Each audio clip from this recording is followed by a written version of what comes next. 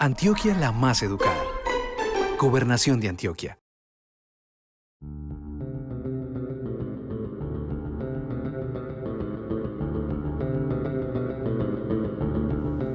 En esta ocasión vamos a hablar sobre los diferentes tipos de texto.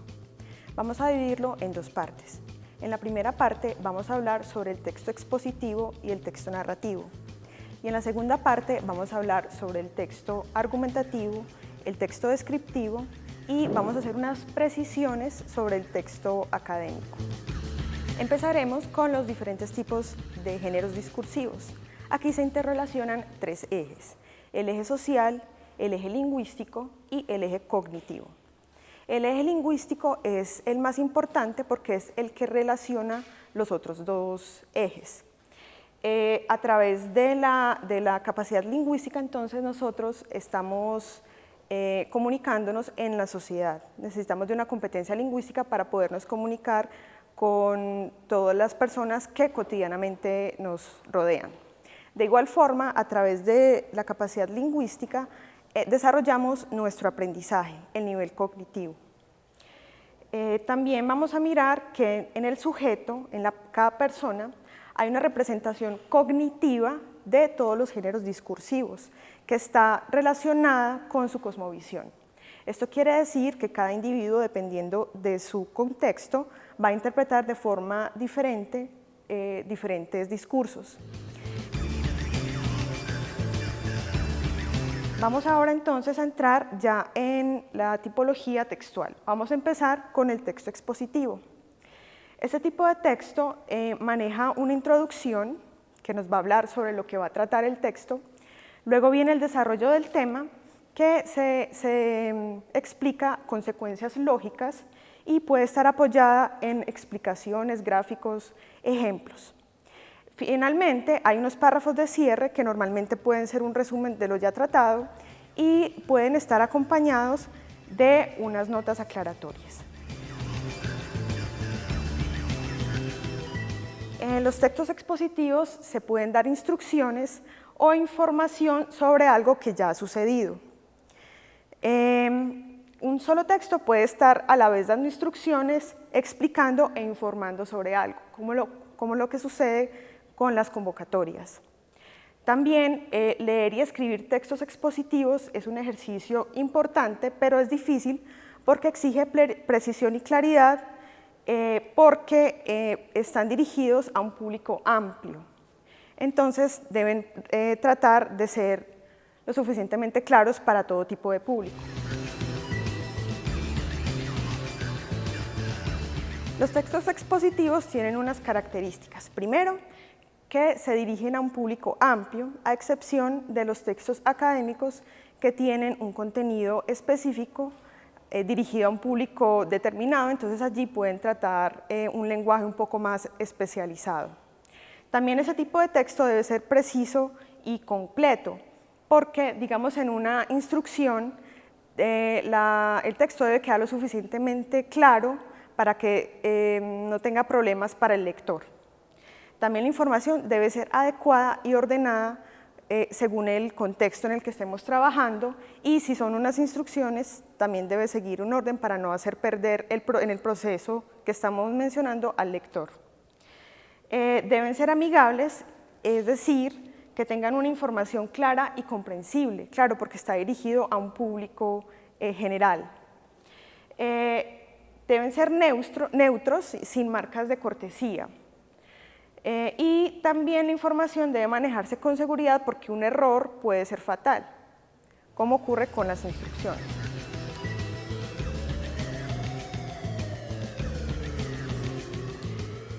Vamos ahora a hablar sobre cómo se escriben las instrucciones.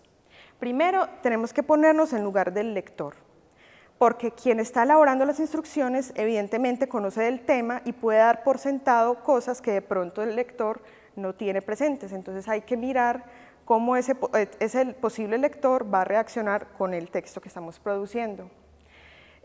Digamos, en unas instrucciones de un celular. Un celular es un producto que ahora vemos está tanto diseñado para niños como para hasta personas adultas. Entonces tiene que tener un lenguaje lo suficientemente claro para que todos su público pueda comprenderlo. Bueno, hay que situarse también en el contexto en el que el lector lee el instructivo. Esto es importante tenerlo presente porque habrá instrucciones que se desarrollan en ciertas regiones con términos que de pronto pueden ser confusos para otras personas. Entonces, digamos en los medios de transporte público, las instrucciones deberían ser tratadas en un lenguaje estándar para evitar ese tipo de posibles ambigüedades. También hay que hacer un borrador y ponerlo a prueba. Con esto nos damos cuenta entonces de si las instrucciones cumplen con su objetivo o no.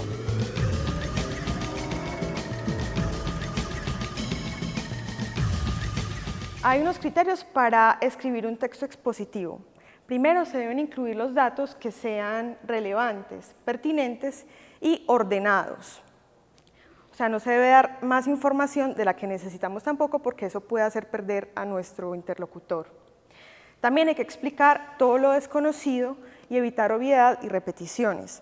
En el caso de lenguaje especializado o técnico, como mencionaba con las instrucciones del celular, muchas veces al final existe un apartado donde se definen estos términos que de pronto no son del manejo del público en general. Hay que elegir el diseño más adecuado para presentar la información. Muchas veces es importante acompañar el texto con gráficas o con imágenes que ayudan a la comprensión del texto. Hay que comentar también entonces todos estos apoyos que tenemos, se deben titular para guiar al lector para que no tenga problemas cuando se remita a estas imágenes o estos elementos de apoyo. El glosario, como mencionaba ahorita, es opcional dependiendo si hay términos técnicos que no son del uso general. Hay unas instrucciones que nos encontramos todos los días sobre emergencias, instrucciones para seguir en caso de emergencia. Si bien hay algunos ítems que podemos entender, algunas imágenes, incluso aquí lo más normal es que esté acompañado de una imagen, de pronto habrá momentos en que no entendemos las indicaciones que nos están diciendo. Nos encontramos, por ejemplo, con una indicación que dice que debe escoger el extintor apropiado para el tipo de fuego que está presentándose. Si nosotros no sabemos cuál es el tipo de fuego que se presenta y cuál es el extintor adecuado, entonces ese tipo de instrucciones, para nosotros que de pronto no tenemos un conocimiento al respecto, no es eficaz. O sea que ese tipo de instrucción, ¿qué quiere decir? Está diseñada para una persona que tiene este conocimiento, por ejemplo, un bombero o el encargado de la seguridad de la institución.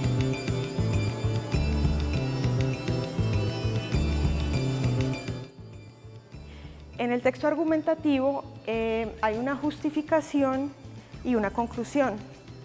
Tenemos que presentar de una manera clara el tema que vamos a trabajar y llevarlo a unas conclusiones que estén ceñidas con esto que yo planteo desde el principio. Yo tengo que partir de una tesis, que es lo que voy a defender, y debo llegar a unas conclusiones que la sustenten.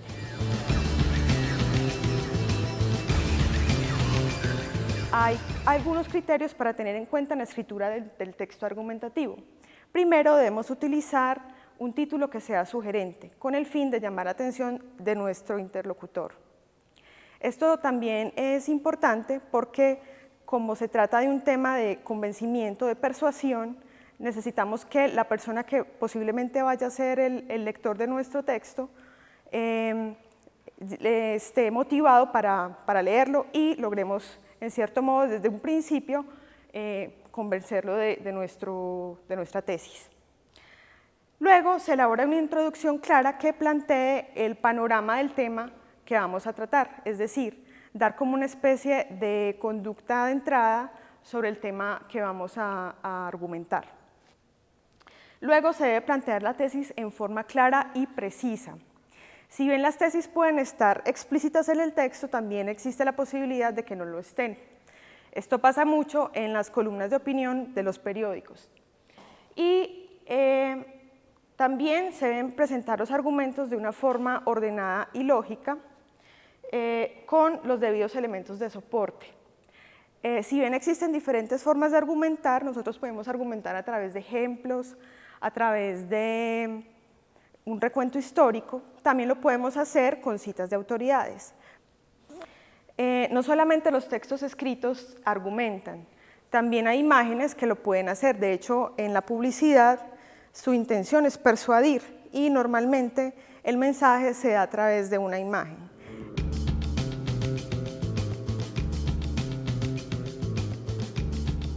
Los textos narrativos pueden ser, primero, historias de la vida cotidiana que normalmente están relacionadas de forma oral. También están los textos de sucesos, los relatos de sucesos como las crónicas y las noticias. Y finalmente están los textos ficcionales donde estarían los cuentos y las novelas, por ejemplo. Las características de los textos narrativos son, primero, que relata unos sucesos de historias o textos literarios, que deben poseer como referentes un suceso o una acción que cumplan con los criterios de interés y de intriga para llamar la atención del interlocutor. También está la complicación, la resolución, el suceso, el marco, el episodio y la trama son los elementos superestructurales más importantes de la narración, sin dejar de desconocer entonces el criterio de la moraleja y de la evaluación. En muchos casos, con la evaluación, como mencionábamos ahorita, el escritor entonces ofrece elementos de valoración sobre lo que va contando. Y la moraleja o epílogo es opcional. De hecho, hay algunos cuentos que simplemente dejan abiertos para que el lector sea quien desarrolle el final de la historia. En el texto descriptivo existen dos formas de escribir: la descripción objetiva y la descripción subjetiva. En la descripción objetiva yo relato las características físicas de lo que voy a describir, sea una persona, un lugar, un objeto, un evento. Mientras que en la descripción subjetiva yo puedo entrar a poner en juego mis apreciaciones sobre el objeto que ya estoy describiendo. También tenemos que tener en cuenta que en la descripción la estamos haciendo desde un momento determinado en un tiempo determinado. Esto quiere decir que si estamos describiendo, por ejemplo, a una persona, la persona cambia en el tiempo, tanto sus características físicas como emocionales, por ejemplo. ¿Cuáles son los criterios para escribir un texto descriptivo? Primero, que tenga un título motivador para apelar al interlocutor. Se debe elaborar una introducción o una ambientación sobre aquello que nosotros vamos a describir. Luego se entra ya en la descripción dependiendo de lo que yo vaya a trabajar, un lugar, un objeto, una persona, un suceso. Y dependiendo de mis intenciones puedo o no despertar las emociones de mi interlocutor. También cuando la descripción es académica o técnica, por ejemplo, cuando se trata de un experimento, debe tener una claridad y un orden. Aquí, en este caso, estamos también teniendo en cuenta una de las características del texto expositivo que también hemos trabajado.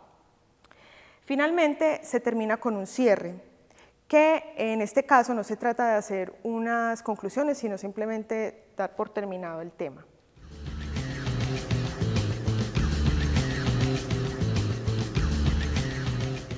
Finalmente, entonces, aparte de la tipología textual, de los 4 tipos de texto que ya hemos visto, vamos a hablar sobre el texto académico. De todos los tipos de texto que hemos trabajado, este es el que tiene una estructura más rígida porque está sujeta a una publicación. De hecho, los textos académicos son producto de investigaciones que se realizan en la academia. En la estructura general de un texto académico se comienza con un título.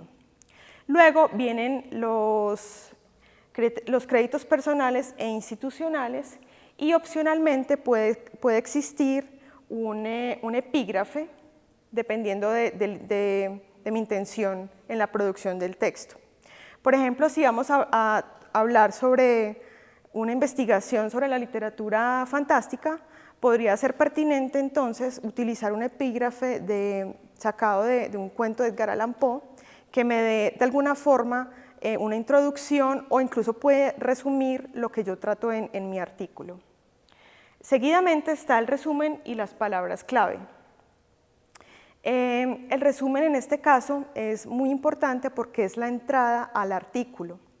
Normalmente quienes están leyendo este tipo de textos son personas que investigan y están entonces en la necesidad constante de consultar muchos textos, y el resumen les va a decir si el artículo que están investigando es pertinente o no para su objeto de estudio. También se acompaña de unas palabras clave que de igual forma guían un poco al lector del artículo. En las publicaciones recientes, tanto el resumen como las palabras clave están traducidas al inglés. Incluso hay unos artículos que el título también lo traducen.